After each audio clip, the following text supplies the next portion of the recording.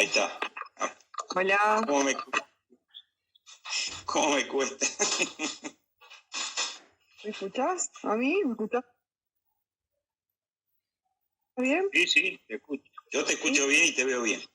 Bueno, hay 22 personas conectadas. Recién estamos pensando el video, así que la gente se va a ir conectando. Así que en unos minutitos podemos empezar. Mientras tanto, a los que se van sumando a la charla, que esta charla es la continuación de la charla de ayer con Horacio Micucci, que es bioquímico y experto en bioseguridad, que ayer nos ayudó a entender un poco de qué se trata primero el coronavirus y el virus al que nos estamos enfrentando y que se ha convertido en una causa nacional en nuestro país. Y también hemos debatido alrededor del rol de la salud pública, de los profesionales, cómo hemos debatido a raíz de los voluntariados y cómo podemos ser protagonistas para poder ganar esta batalla que tenemos contra el virus y esta pandemia que nos tiene en cuarentena muchos y que bueno, desde la CEPA hemos pensado en estas iniciativas para seguir manteniéndonos activos y poder seguir debatiendo y brindando herramientas. Así que bueno, Horacio, en relación a las dudas, preguntas, inquietudes que aparecieron ayer, que fueron algunas puntuales y que tienen que ver con estas temáticas, preparó la segunda parte de esta charla. Bueno, él ahora va a introducirnos en ese tema. Después va a haber de nuevo otra instancia de preguntas para que podamos seguir debatiendo entre todos y todas. Bueno, Horacio, si querés. ¿Empezamos ya? Sí, vamos a ir empezando. Sí, hay 35 personas más o menos. Bueno, yo supongo que recuerdo que los que estén conectándose han escuchado lo de ayer, habíamos visto la cuestión de la pandemia, el virus, cómo ataca, cuestiones de bioseguridad, es decir, cómo protegernos en esta situación.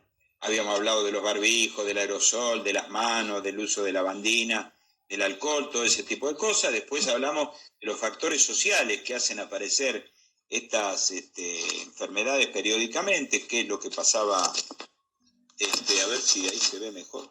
Estoy medio...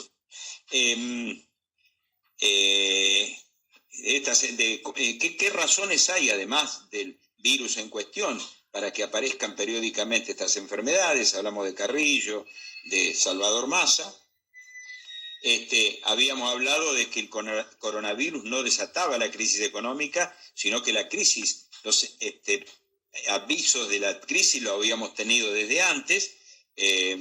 Después hablamos de una cosa notable que está ocurriendo, que es el protagonismo popular, los estudiantes que se anotaron en Rosario, en la Universidad de Buenos Aires, los voluntarios en la provincia de Buenos Aires, los ejemplos de investigadores en la universidad que están buscando, por ejemplo, producir un respirador nacional barato y rápido, bueno, todo ese tipo de cosas.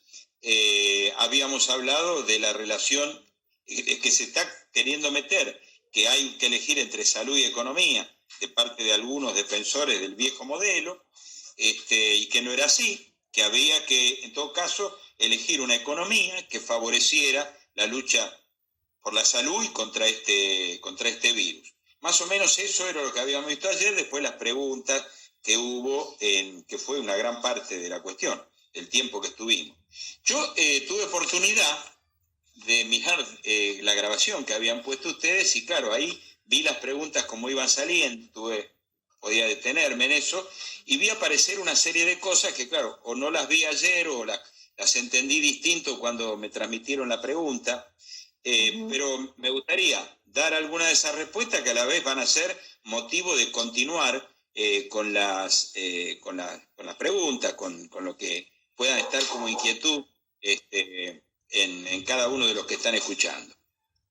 El primer punto, que una de las preguntas que circularon ahí es, decía algo de lo que, porque en un momento yo hice una referencia referente a que me preguntaron, referente a lo que pensaba de los, no sé si eran policías o gendarmes, que habían lo que se llamaba en la conscripción antigua bailando a unas personas, haciéndoles hacer flexiones y cosas por el estilo, y yo había dicho, eso es lo mismo que los que en Malvinas, en lugar de luchar contra los ingleses, verdugueaban a los soldados. Entonces yo creo, ahí me pregunta alguien, seguía hablando de Malvinas, yo eso no lo vi en ese momento, me parece que es positivo tocar algo de esto, porque se cumplen los 38 años de la recuperación, la justa recuperación de las islas de Malvinas y demás islas. Y me parece que hay que decir, me gustaría decir 2 o 3 cosas. Cuando yo dije eso, me refería a los que dicen que lo dominante en Malvinas, en la recuperación de Malvinas, es una maniobra de la dictadura y la asimila represiva de la dictadura, y en el fondo adoptan una posición pro-inglesa. Me parece que es necesario decir claramente... Se cortó un poco lo último, Horacio. ¿Hola? ¿Cómo? Se cortó un poco la última parte. Bueno, entonces me parece importante aclarar algunas cuestiones de Malvinas. Yo creo que Malvinas es una causa justa. Hay 1000 historias sobre este asunto, pero digamos solamente una. La resolución 1514 de las Naciones Unidas, que es del año 1960, esa se hizo porque había vastos territorios, una gran cantidad de territorios que estaban sin autonomía propia, que en realidad eran colonias. Como estaban eso, ya se habían incorporado los nuevos países que habían surgido de la lucha anticolonialista de los 60, y entonces las Naciones Unidas plantearon la necesidad de terminar con las colonias que existieran. Y la propia Inglaterra presentó, entre otros muchísimos casos, el caso de Malvinas, y lo presentó como un lugar colonizado. Es decir, que es colonia, y que la lucha por Malvinas es la lucha contra el colonialismo, que es delito de lesa humanidad, que afecta a la humanidad según las propias Naciones Unidas, es algo que debiera defenderse, por lo menos por todos aquellos que están a favor de los derechos de los pueblos, países y naciones a su independencia. El segundo punto, que fue una guerra justa, no se debe comparar con una maniobra más de la dictadura, más allá que hubo que en la dictadura quien especuló, que entonces alguno negoció con una fracción en los Estados Unidos para poner las 3 banderas y todo eso. Al margen de eso, las guerras no se califican desde allí. Yo voy a utilizar una clasificación, ya que en general hay sectores progresistas que no ven lo de Malvinas, y yo se lo voy a decir desde un sector más a la izquierda todavía. Lenin decía que las guerras hay que calificarlas en justas, no son injustas en general. Porque entonces, vamos a poner así, la guerra de la independencia nuestra es una guerra injusta. Es una guerra, por lo tanto estamos en contra. Belgrano, que se cumple este año el aniversario de su fallecimiento, de su nacimiento, Belgrano escribió, era un teórico muy importante, un estratega muy importante y un táctico muy importante de la Revolución de Mayo, pero cuando se tuvo que hacer general, se hizo general. Uno, si quiere, elige que era doctor o que era general. A mí me parece que eran las 2 cosas. Si hubo que hacerlo, lo hizo. Entonces, me parece que hay que decir que la guerra justa es la de todos los países que luchan contra los pueblos, países y naciones que luchan contra la opresión. Esa es una guerra justa, para el lado de los países oprimidos. Por el lado del opresor es una guerra injusta. Por lo tanto, la guerra justa o injusta según de dónde se lo mire. Y cuando Lenin habla de esto, dice independientemente del gobierno y de quién empiece. Porque no importa quién empiece, no importa el gobierno que tenga. Incluso él dice en un ejemplo, y nosotros no veríamos fenómenos, muy bien veríamos que Marruecos, con todo el gobierno que tenga o lo que sea, luche contra el imperio que lo domina. Y es así. Entonces uno de qué lado va a estar. Cuando decían los dictadores de Irak, ¿de qué va a estar? ¿Del lado de Bush?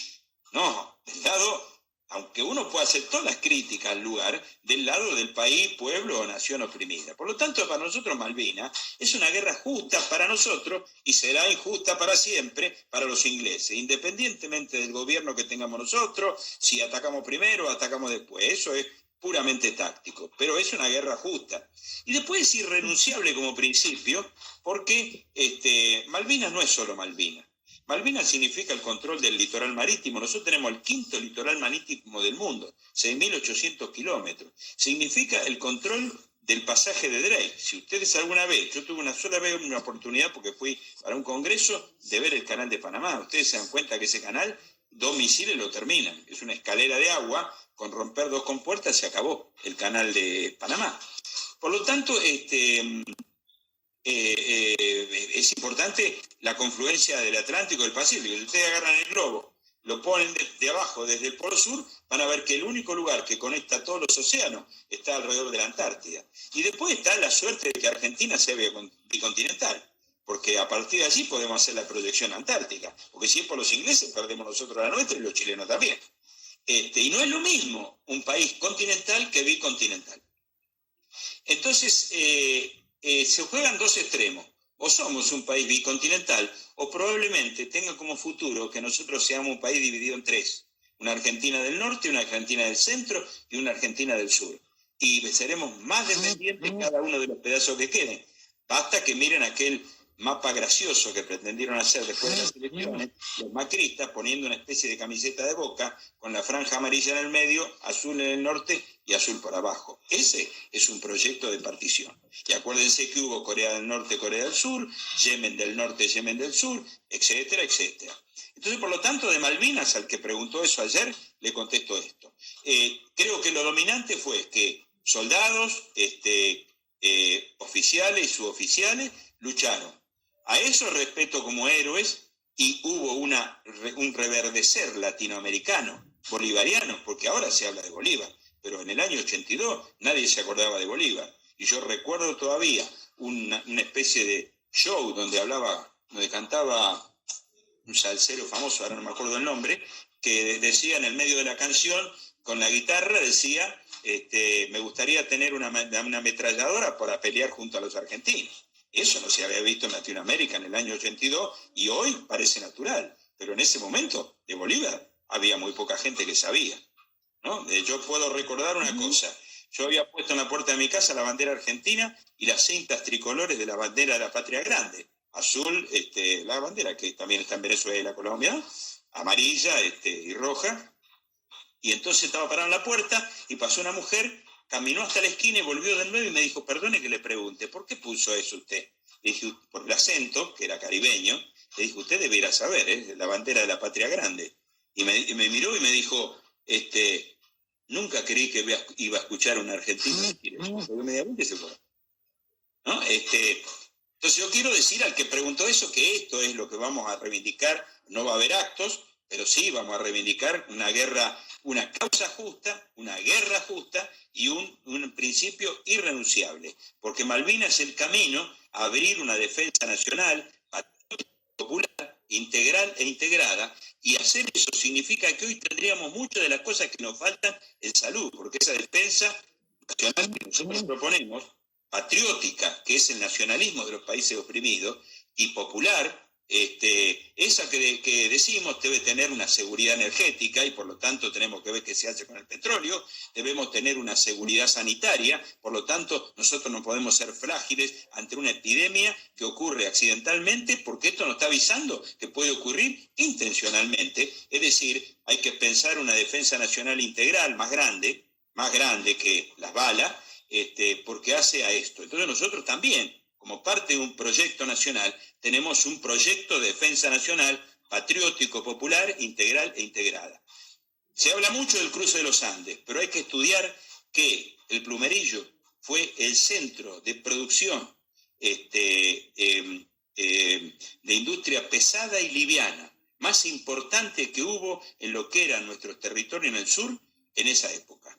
Ustedes tienen que ver toda la anécdota de su defensa de la industria del vino ante los rivadavianos, que le decían que había que dejar entrar las importaciones porque así iban a competir mejor. Entonces yo quiero primero esta referencia a Malvinas que nosotros reivindicamos como causa irrenunciable, como guerra justa y como principio irrenunciable para una Argentina independiente de toda dominación extranjera. Eso como primer punto. Segundo punto, alguien preguntó, en la vuelta apareció una pregunta sobre la universidad. Yo había dicho que había cosas que hasta hace una semana no se veían. Están los grupos de investigación pensando cómo pueden producir tal o cual cosa en el país, y entonces reverdece una cosa que estaba achatada, que es en la universidad pública, en la investigación ligada a la realidad, a las necesidades nacionales y populares. Y entonces, claro, alguien pregunta, y bueno, ¿cómo sería esa universidad? A mí se me pasó, yo recién después, cuando miré la película, me di cuenta que estaba eso, no sabía. Y bueno, yo les quisiera decir una cosa que era nuestro ejemplo cuando éramos jóvenes, allá por los años 70, muchísimos años, como se podrán imaginar. Nosotros en La Plata teníamos una idea. Donde hoy está la Universidad Jaureche, eso era un centro de investigación y desarrollo de YPF, de primer nivel latinoamericano. Después se usó para otras cosas, después ahora se puso en la universidad. Yo he visto cómo un momento en que la Universidad Nacional de La Plata descubrió que YPF, que en ese entonces era de Repsol, estaba ocupando con los tanques de petróleo terreno de la universidad. Entonces armó una discusión en que devolvían a eso. Y entonces YPF, demostrando lo que era, en ese entonces de Repsol, prefirió conservar los tanques y entregó el centro de investigación, que fue repartido entre la universidad, pusieron de todo ahí. Pero era un centro importante de investigación y desarrollo, el más grande de Latinoamérica del petróleo. Estaba en la YPF, que era una destilería la más grande que había, y en la universidad nos enseñaba ingeniería en petróleo. Y nuestra idea era que íbamos a tener la nueva universidad, no una universidad mejorada, la otra universidad, la Universidad del Pueblo Liberado, que era una universidad que combinara esas tres cosas. Porque en esos tiempos, en la época de la Revolución Cultural China, el mejor lugar donde se producían los ingenieros, y había reconocido a nivel más allá de China, en la época de Mao, era la fábrica de máquina de herramienta de Pekín. Es decir, los obreros estudiaban en la misma fábrica y se recibían de ingeniero, y eran los mejores ingenieros que había. Entonces nosotros decíamos, queremos una enseñanza donde los que están investigando en YPF enseñen en la Universidad de Ingeniería del Petróleo y entren a estudiar, puedan estar a estudiar los mismos que trabajan en la destilería de YPF. Decíamos, si resolvemos esta contradicción, estos tres lugares, resolvemos qué universidad queremos. Entonces, cuando yo veo que hoy empieza a haber preocupación de lo que podemos producir, me acuerdo de eso que dije ayer, que Mao decía que los centros de investigación deben convertirse en lugares de desarrollo de prototipos también, no que dejen la investigación, que hagan prototipos y que puedan producirlo en pequeña escala, porque son la producción de avanzada. Y yo creo que en estas coyunturas, como lo vi en Malvinas, lo veo ahora, se pueden perfilar cosas que tenemos que hacer. Nosotros en ese entonces, me acuerdo, y siempre cuento, cosas de viejo, nosotros decíamos que, voy a poner la mano para que se vea, nosotros decíamos que nuestra política tenía un trípode. Uno era el presupuesto.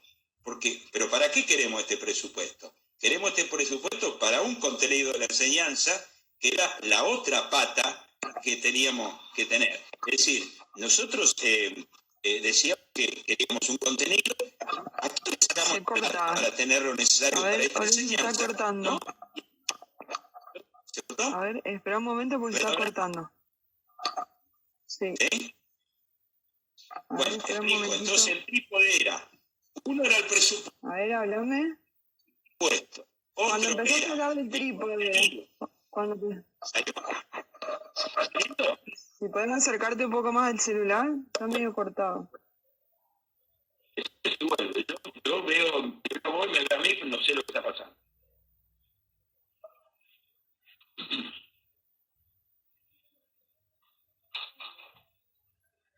A ver, vamos a esperar un momentito para restablecer la conexión. Vamos a darle un poco de tiempo al internet, porque eso que estás diciendo es muy bueno, así que no queremos perder esa explicación. A ver. El viejo trípode. Hay unos cuantos viejos ahí que están todos contentos porque escuchan decir cosas de antes. Nosotros también estamos contentos igual cuando escuchamos sobre eso. A ver, háblame. Bueno, ¿estamos? Bueno, entonces vuelvo. Nosotros un poco mejor. Trípode. Si querés hablar un poco más despacio, para que se entienda. Bueno, nosotros decíamos, hay un trípode. Uno es el presupuesto? ¿Suficiente para qué? Para un contenido de la enseñanza que tiene que ser al servicio del interés nacional y para los intereses del pueblo. Y estábamos en contra de la limitación que impedía el acceso a la universidad. Entonces decíamos que el trípode reivindicativo era limitación, presupuesto y contenido de la enseñanza y la investigación. Y dábamos como modelo la integración, es decir, cómo debíamos integrar el más importante centro de investigación, el más importante centro de producción, que era el IPF, y la universidad. Entonces, ¿quién enseña en la universidad los que están investigando y trabajando en IPF? ¿Quién aprende? No solo los estudiantes actuales, sino los obreros de IPF que queríamos que llegaran a ingenieros, como eran las fábricas de máquinas de herramientas de Shanghái en los años de la Revolución Cultural. Entonces, ¿qué presupuesto queremos para esto? ¿A quién se lo sacamos? Es más o menos siempre la misma discusión, porque uno hace un proyecto y dice no hay plata. ¿Cómo que no hay plata? Y la plata que tiene China, y la plata que se llevan los monopolios petroleros, y la plata que se llevan los terratenientes, y la plata que se llevan los bancos, y la plata que se llevan los monopolios de exportación. Entonces, se vinculaba lo pequeño a lo grande. Esto es lo que quiero decir, que en lo de estos días me vuelve a aparecer eso, que vuelve a reverdecer en cada hecho. Vuelve a revés. Cada vez que el pueblo se pone en marcha, entonces se despierta una Argentina dormida, que no es cierto que no pueda hacer nada. Porque podemos hablar de que en un momento nosotros tuvimos una marina mercante impresionante y que en un momento tuvimos en los índices de estudio de las marinas mercantes en la época del 46, 47, 48, 50, llegamos a superar los índices de modernidad de Estados Unidos e Inglaterra en cuanto al tipo de barco. Y hoy tenemos un astillero que puede producir barcos, no tenemos marina mercante ni siquiera fluvial. Y nosotros la necesitamos porque no se sabe la cantidad de plata que estamos gastando inútilmente cuando podíamos producir nuestros barcos. Esto es lo comercial, pero si voy a la defensa y vuelvo a Malvinas, yo necesito patrullar ese litoral marítimo, y necesito patrulleros. ¿Quién lo puede fabricar? El astillero Río Santiago. Necesitaría un avión marino, me dijo que defender el litoral necesitaba 12 submarinos de bolsillo. Los chiquitos, ¿quién lo puede producir? Tenemos una energía atómica que se desarrolló con niveles propios y ahora nos compramos a los chinos una cosa que nos elimina lo que nosotros alcanzamos a desarrollar como propio y alcanzamos a desarrollar como alternativo. Entonces ahora reverdece todo. Por eso la pregunta de que prefigurara cómo pensamos la educación, la universidad, ¿no? Nosotros pensamos en una educación continua. Eso debe producirse permanentemente. Yo me acuerdo que si leen unos libros que aparecieron sobre economía política del Che, ahora último, que fueron escritos cuando era ministro de Industria, él decía que el que cumpliera los planes había que darle un estímulo moral. ¿Cuál era? Se le daba un periodo de tiempo para perfeccionarse estudiando. Cuando volvía iba más, pero no por estímulo material, porque se lo había mejorado personalmente, se lo había capacitado, avanzaba en su formación, y si lo más importante de las fuerzas productivas del país, entre las máquinas y los hombres, son los hombres, si mejoramos los hombres que trabajan, mejorará nuestra producción, pero por un estímulo moral y no por el estímulo de cuántos pesos cobran. Porque la comida, la educación, la salud, todo eso tienen que estar asegurados, y ahí la plata vale mucho menos, tiene mucho menos significado. Esto era para el que me pidió una prefiguración de la universidad. También me pidieron, por ahí aparecía, bueno, ¿y el sistema de salud cómo sería? Nosotros queremos primero un sistema de salud accesible geográfica, económica y culturalmente. Es decir, la salud es un derecho. ¿Pasó algo? No, todo bien. No pasa nada, entró mi mamá. Nosotros queremos eso, entonces hacen falta médicos. No es que, como dijeron tantos, sobran médicos, ves que no sobran, ahora no tenemos médicos. Estamos reclutando lo que se puede. Nos hacen falta médicos especialistas y médicos de primer nivel, eso que atiende del nivel primero de atención, me refiero al que está cerca de casa, al que la familia va a consultar por el nene a las 12 de la noche y está en la esquina, no al que tiene que tomarse un micro y no le alcanza la plata. Entonces nosotros queremos desarrollar un sistema de atención primaria y con niveles posteriores donde nadie tenga que pagar. El peor sistema de salud, dijimos, era el de Estados Unidos, no el mejor. Y se demostró. Nosotros tenemos pocos respiradores y Estados Unidos está igual. Y hasta Alemania está igual. Y nosotros podíamos producirlo al 10º del costo. Y los medicamentos, nosotros podíamos producirlo a menos del 10º del costo. En la Facultad de Ciencias Exactas de La Plata tienen un centro de producción de medicamentos que puede producir al 20-10% de los costos del mercado.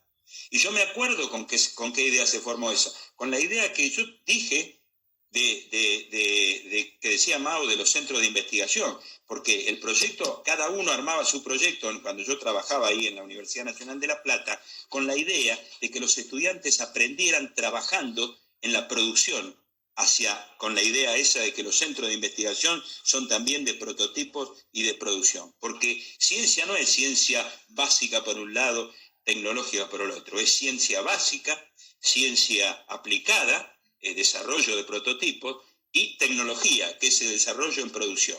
Y lo más importante de la tecnología no son las máquinas, sino lo que está en la cabeza de las personas, lo que se demuestra en estos días, donde nos han llevado hasta el piso, pero vuelve a brotar. Ahí están los brotes verdes, eso que decía el hombre, el rey de la reposera, que se fue hace poquito. Ese era el punto. Y el otro punto, último, que preguntaban sobre la crisis, ahí yo vi que había una pregunta que decía que se iba a caer, no sé, como si se caía el imperialismo ahora. Que yo fue que dije una parte, lo que se está muriendo y lo que nació todavía no nació, hace falta una partera.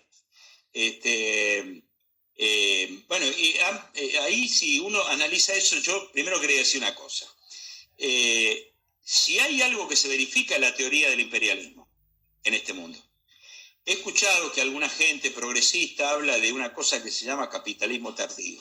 Yo no había escuchado nunca esto hasta que un día fui a una reunión en un lugar política, que iban a sacar una declaración para la deuda, y yo iba representando un grupo de sectores patrióticos y popular, y en la declaración no figuraba imperialismo, y figuraba capitalismo. Y entonces digo, mira, la gente que yo vengo acá a representar quiere que figure la palabra imperialismo en ese documento.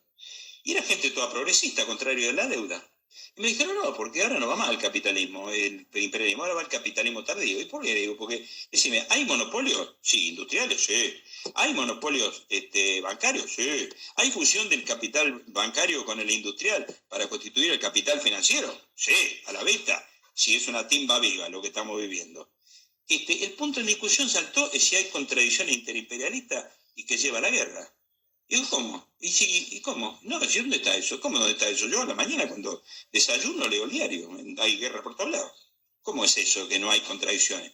Y el problema ahí me di cuenta que no hay contradicciones porque se ve solo a los norteamericanos, a los ingleses, y no se ve como imperialismo a los rusos y a los chinos. Y una cosa es que nosotros aprovechemos las contradicciones que pueden tener los chinos, los rusos, los norteamericanos, los ingleses, y otra cosa es que esas contradicciones nos usen a nosotros. Porque los chinos se comportan al más claro ejemplo imperialista. ¿O qué es la parte que tiene la estatal china en la Pan American Energy? Nosotros tenemos la segunda empresa petrolera, un cacho de los rusos, un cacho de los chinos y el otro cacho de los ingleses. Un desastre de dependencia. Vamos a recibir para construir centrales atómicas, una central que nos impone que nosotros tenemos que abandonar lo que tenemos en la planta de agua pesada, que era uno de los centros de nuestra forma de producción atómica, es decir, nos quita independencia. Entonces ahí me di cuenta que no vale la teoría del imperialismo porque habría que reconocer que China y Rusia no son países emergentes, son países imperialistas con todas las reglas del libro de Lenin, el imperialismo fase superior del capitalismo. Entonces, al que me dijo, y se cae, aparece que dijera, se cae lo principal del imperialismo, no estamos hablando de eso. No estamos hablando de eso. Si me dicen el imperialismo norteamericano es el más agresivo para nosotros en este momento, estoy de acuerdo. Pero no es porque los demás no sean imperialistas, estamos viviendo esa lucha. Y por eso digo que la crisis es anterior. Ayer Pontevecchia le hizo un reportaje a un economista israelí. Y claro, el tipo estaba consternado porque decía que efectivamente el mundo de ayer no va más. Y explicaba así, dice, por ejemplo, uno produce y sacó el teléfono y lo mostró. Y dijo, uno produce el teléfono y tiene, pongámosle, 159 productos. Y entonces esto lo compra aquí, allá, pero resulta que el producto 160 lo produce China y como entró el coronavirus no lo tengo más. Y entonces yo no puedo fabricar esto. Lo que estamos aprendiendo ahora es que para poder fabricar esto tengo que tener acceso a los 160 productos. No es cierto eso que lo produce aquí, allá, en el otro lado, y en total es globalizado. Lo que acaba de hacer crisis es esa globalización. Había hecho crisis antes. Macri se creía que el mundo era igual y que él entraba al mundo y entonces llovían las inversiones. ¿Qué le pasó? Que el mundo hace rato que se está cerrando. Cuando Inglaterra hace el Brexit, es la más clara expresión. Winston Churchill había dicho, si Inglaterra tiene que elegir entre el continente y el mar, elige el mar. ¿Por qué? Porque ahí es donde se construyó. Y entonces desde ahí se negocia, desde ahí disputa, desde ahí se afirma. ¿Entendemos? Entonces esto está desde antes. Eso es lo que se llama en economía que hubo una crisis fuerte porque China retrajo sus productos. Eso golpeó la idea de la globalización. Si usted estudia la defensa nacional estadounidense, dicen ellos que tienen 300 vulnerabilidades. Una de ellas es que China produce tierras raras. ¿Saben dónde además hay tierras raras? En la Argentina. Tierras raras son unos metales raros o unos elementos raros que se pueden usar para la guerra. Fíjense el problema que tenemos nosotros. Entonces, es cierto que el golpe fue ahí, pero ahí empezó. Después vino la crisis de la demanda porque abarcó Italia, Francia, Estados Unidos y se ve en todo y es completa la crisis. El coronavirus lo amplió como una lupa, lo vemos en detalle. Entonces, yo quería mostrar esto. El hombre que hablaba ayer, hablaba de lo siguiente: en la organización de la mano de obra está el Fordismo, que es lo que apareció primero, el Taylorismo, que era el que medía con un reloj cada movimiento para hacer el movimiento más, para explotar más a la clase obrera, y después apareció el Fordismo. No sé si ustedes han visto, en la primera hay una vieja película italiana que se llama La clase obrera Valparaíso, de alguien que hace tuerca y queda totalmente alienado porque le toman con el termómetro para que rinda más. Si quieren ver cómo es el Fordismo, el Fordismo era la cadena de producción. Es Charles Chaplin, vean la película Tiempo Moderno, que es totalmente actual. Con eso todo el mundo va a entender. Después vino el toyotismo, que adentro de... Porque, ¿qué decía Ford? ¿Por qué busco un obrero y me aparece un hombre que piensa y que resiste? Y entonces el toyotismo le mete al hombre la calidad de la producción, y lo han estudiado. Todo el mundo trata de producir porque le pagan por producción y por calidad, no por horas de trabajo. Lo superexplotan, le meten el capataz adentro de la cabeza. Y entonces este hombre decía, y se acabó el just time. ¿Qué quiere decir? Que no se hacen stock. Se tiene muchas empresas que producen rápido el producto que me falta. No acumulo. Aparece una necesidad y se produce. ¿Y qué pasó? Y que China, cuando tuvo que dar su producto, no estaba. Entonces todo eso se vino abajo. Eso es lo que se vino abajo para ellos, pero no se va a destruir solo. Ya va a aparecer por parte de ellos el recauchutaje y solo por parte de nuestro tiene que aparecer la alternativa, que es la economía, el tipo de economía de que hablábamos ayer. Bueno, esto era lo que quería decir contestando las preguntas que encontré y juntándolas en un bloque. Ahora, lo que quieran preguntar. Buenísimo. Acá fueron apareciendo un par de preguntas. Voy a intentar... ahí voy a buscar la primera. Cuando hablabas del tipo de reivindicativo y de la universidad,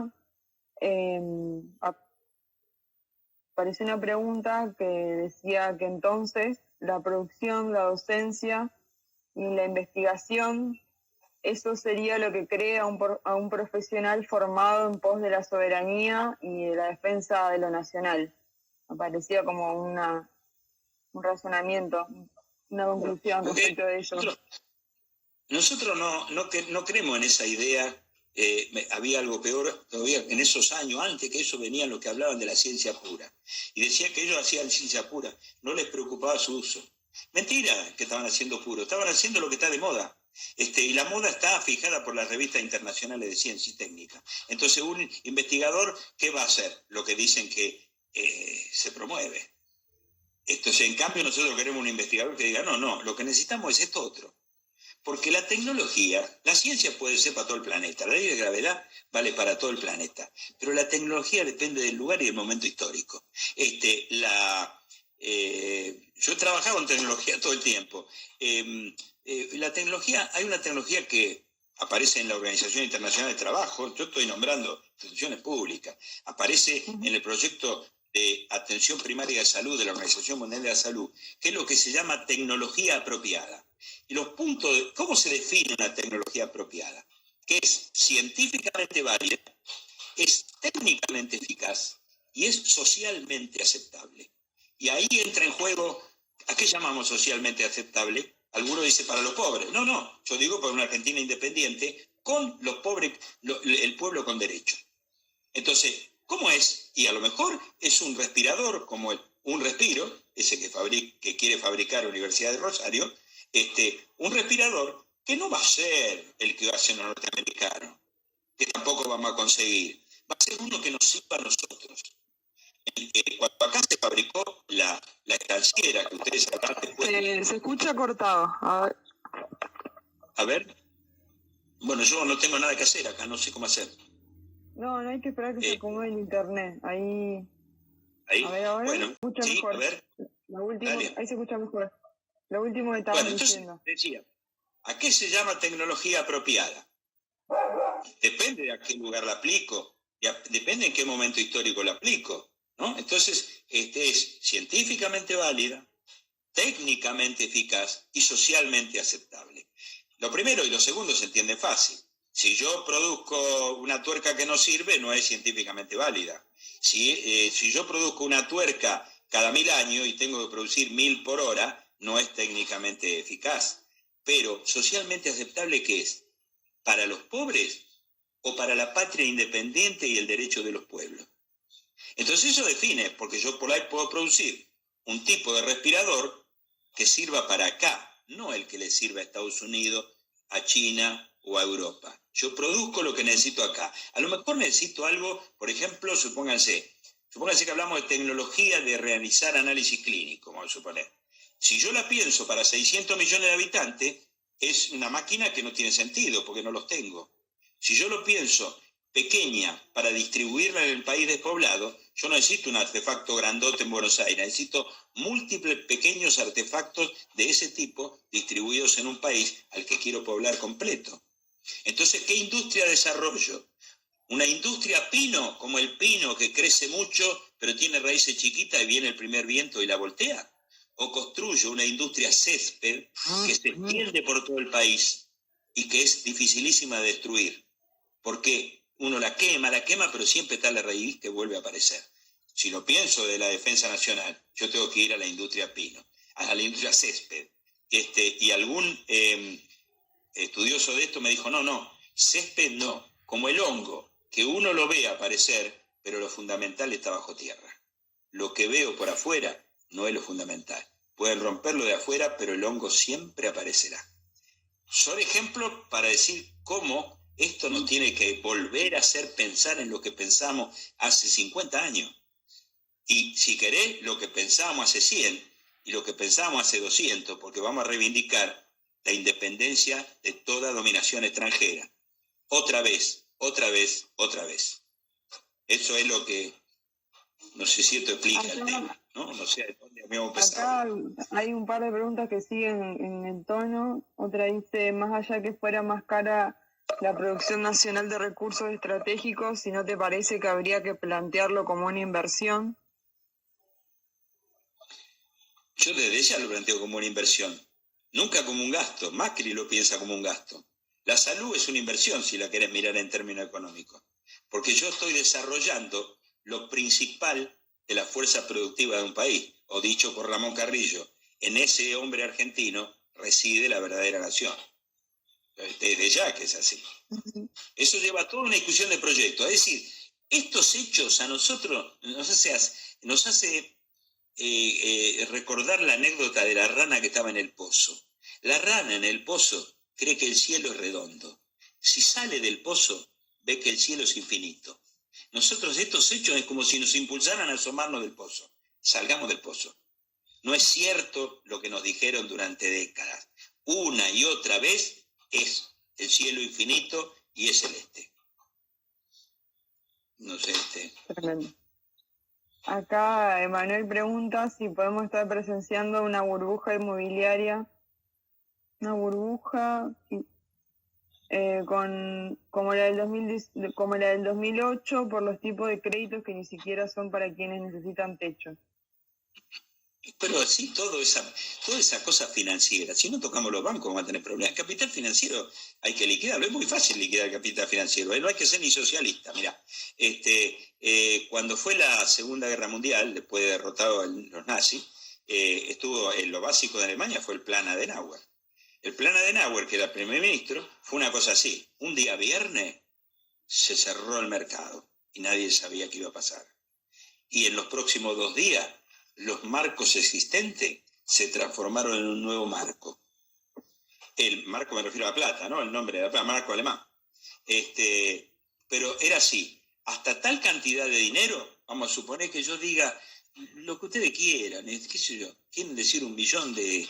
Miren, hay ricos tan exorbitantemente ricos que si yo digo, le devuelvo 1 a 1 hasta, qué sé yo, medio millón de dólares, todavía tengo para golpear. Después devuelvo en función de los trabajadores ocupados. Eso, la burguesía industrial alemana se lo hizo a los dueños, a los financieros. Y entonces, claro, los financieros que podían mostrar cuevas. Entonces le tocaba de 1 a 10. Poné 10 marcos y te doy 1. Si vos eras obrero, te empleabas obrero, es una reforma, si querés, hasta de desarrollo del capitalismo. Eso se hizo en 48, en 3 días. Y fue expropiada ferozmente el capital financiero. ¿Quieren otro ejemplo? Nada socialista. Corea del Sur. Todo el mundo habla, Corea del Sur, la ciencia, la tecnología. Cuento chino. Lean la historia de qué pasó en Corea. En Corea, después que habían derrotado a los japoneses, los norteamericanos,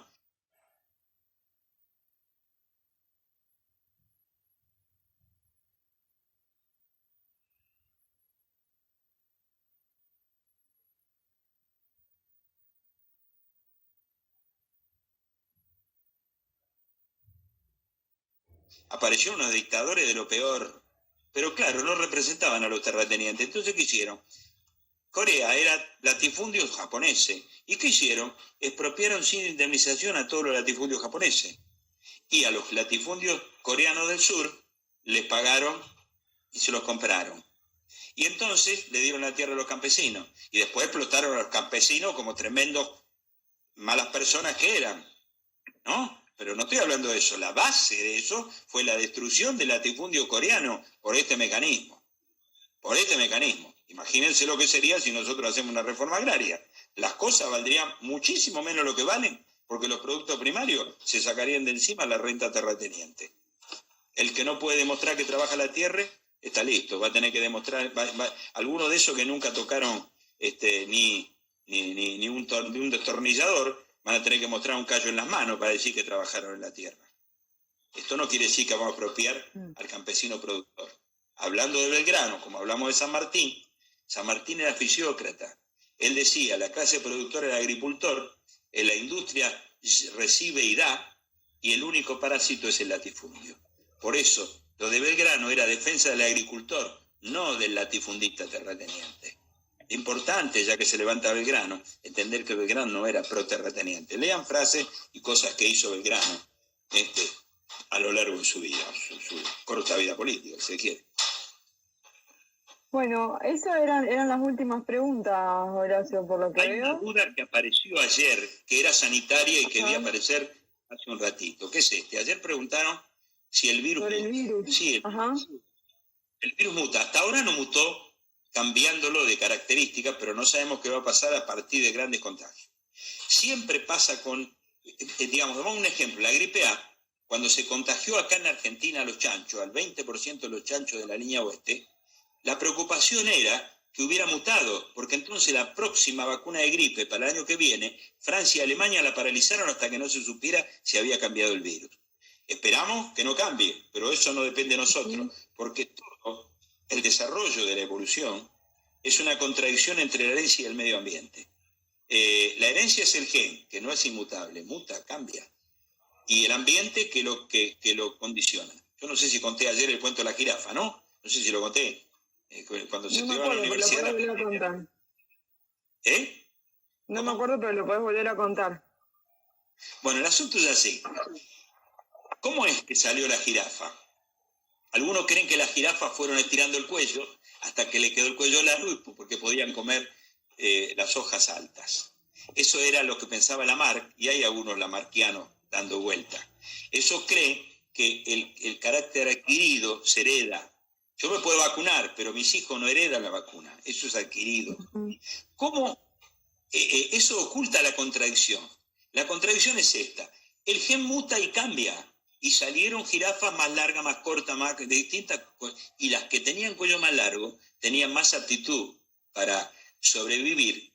Entonces, esas son las que quedaron, se reprodujeron más y quedaron las jirafas de cuello largo, con miles de variantes a lo largo de los miles y miles y miles de años. Entonces, esto es lo que puede pasar con el virus. Si sale una variable que se multiplica y que es más feroz que esta, estamos en un problema. Porque lo que sabíamos a lo mejor nos sirve igual. Hasta ahora no cambió, hasta ahora es el mismo, pero nunca podemos decir que no va a cambiar. Por eso nosotros tenemos que estar preparados para sucesivas agresiones que son de la naturaleza. Porque eso lo decía, yo tuve que dar un ciclo en un lugar y comparé el Laudato Si de Bergoglio, del Papa, con lo que decía Federico Engels en la dialéctica de la naturaleza. Y ponía las dos frases juntas y decían lo mismo. Lo que en el fondo decían es, el hombre puede actuar sobre la naturaleza y modificarla. Sin embargo, la naturaleza tarde o temprano le devuelve una respuesta. La única ventaja, dice Engels, sobre los animales irracionales es que nosotros podemos conocer las leyes y poder manejar esos cambios para no producir efectos indeseables.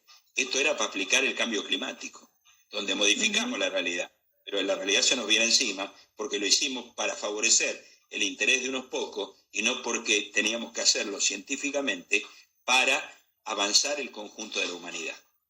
Eso es el ejemplo eso tiene que ver con la mutación.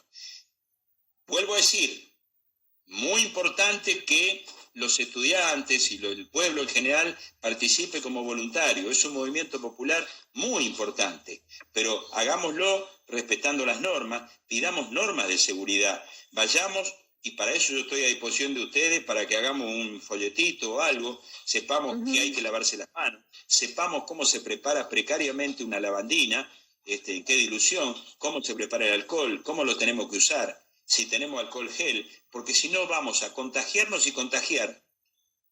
Entonces, recuerden que la frase nuestra de muchos años, protegerse para proteger, proteger para protegerse. Nosotros no vamos a ir de bravos, vamos a ir manejando las reglas de la ciencia para poder operar sobre ese virus, para poder ayudar a los hermanos, para poder hacer un desarrollo popular y para poder vencer al virus. Hoy el mundo nos mira y apenas Argentina empezó a desperezarse. Imagínense cuando se despierte.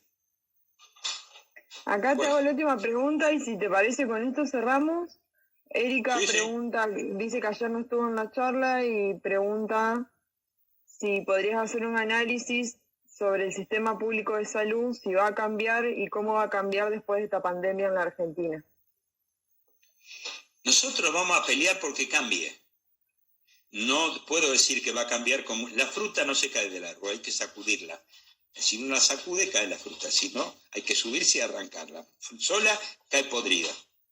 Así que vamos a pelear por cambiarlo. En las cuestiones que yo he hablado sobre en otros lados, en charlas sobre el tema de la medicina y la medicina social, nosotros en la Argentina, ¿cuáles son las dos montañas que obstruyen el camino a la salud del pueblo argentino? Una montaña es el gasto, es una medicina, es un mal proyecto de medicina curativa. Es una medicina curativa mala. Nosotros queremos una medicina preventiva donde atendamos gente sana, no enferma, porque quiere decir que llegamos antes. Ayer se hablaba de la prevención, es decir que todo el mundo entra a avivarse cuando se mueve el agua, pero después se olvidan. Algunos se olvidan, otros no pueden porque no lo dejan. Entonces, ¿qué obstáculos tenemos en la medicina negocio que tenemos? Nosotros tenemos un obstáculo que es el gasto en medicamentos. Nosotros podemos producir al décimo del costo de mercado. Imagínense, 5.000 millones de dólares, 1.000 y menos. Y asegurar medicación gratuita para todo el mundo. Tenemos 39 centros de producción estatal de medicamentos, algunos herederos de la empresa de medicamentos del Estado, Emesta, de la época de Ramón Carrillo, otros nuevos. Nosotros tenemos que empujar esa producción industrial. Y forma de producción que hemos visto en estos días ya como propuesta. Nosotros tenemos que impulsar eso.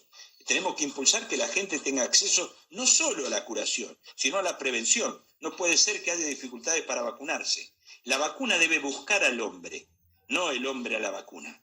Y la vacuna es un derecho, ni siquiera se debe pagar como el aire. Como el aire.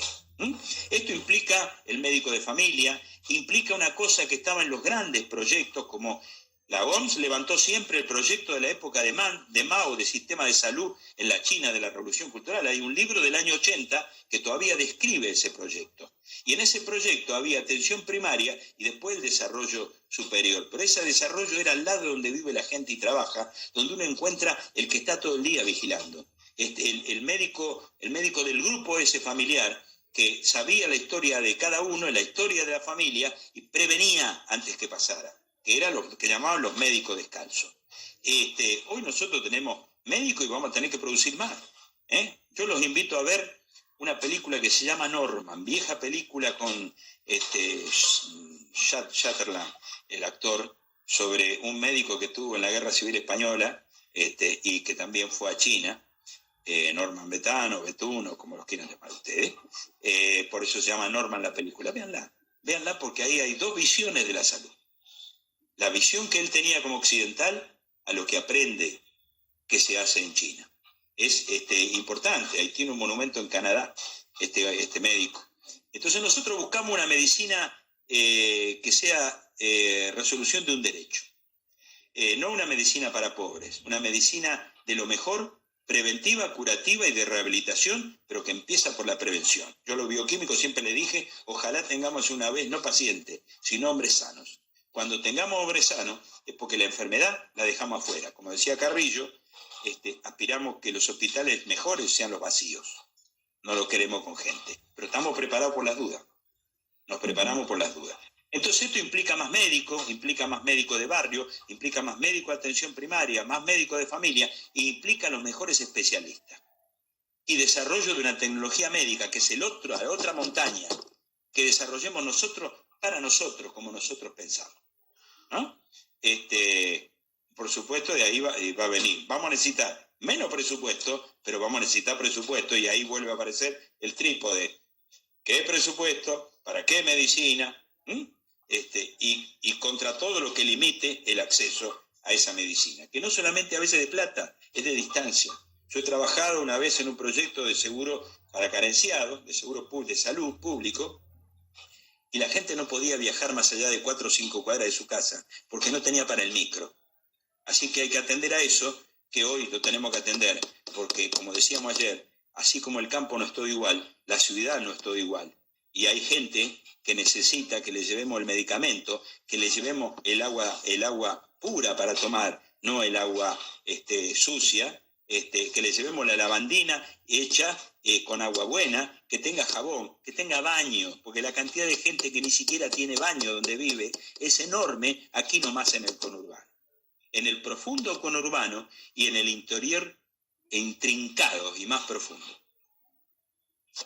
No sé si... Bueno, sí, ya se nos va terminando el tiempo del vivo, que dura 1 hora nomás, estamos por cumplir la hora. La verdad que te agradecemos un montón por la charla, por esta segunda charla, para ayudarnos con estos debates, estas inquietudes que tenemos. De paso, aprovecho para contarles a quienes están viendo el video que el 1 y 2 de abril, con este tema también de Malvinas, vamos a hacer otras charlas en vivo desde el canal de la CEPA con excombatientes de la Guerra de Malvinas. Así que bueno, les agradecemos por estar acá en el video y los invitamos a seguir estando en línea, atentos a las redes de la CEPA. Bueno, gracias a ustedes por invitarme. He pasado la cuarentena muy contento. Bueno, muchas gracias a vos, gracias. No, gracias a ustedes.